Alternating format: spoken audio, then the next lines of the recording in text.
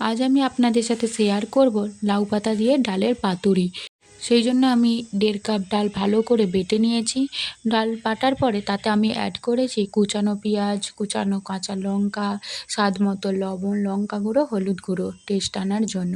তারপর সেটা আমি ভালো করে মাখিয়ে নেব। মাখানো হয়ে গেলে আমি কতগুলো লাউ পাতা এনেছিলাম। লাউ পাতাগুলো একদম নরম, তাতে আমি ভালো করে ডাল বাটাটা মাখিয়ে নেব। ডাল বাটা মাখিয়ানোর পরে আমি পাতাটা ভালো করে মুড়ে নেব, যাতে পাতাটা না খুলে যায়।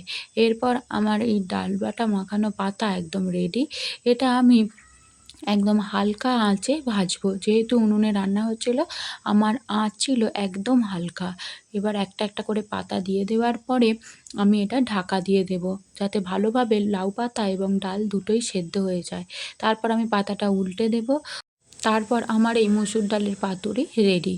আজকে আমার লাঞ্চ থালি ছিল একদম হালকা। টাটা, ভালো থাক।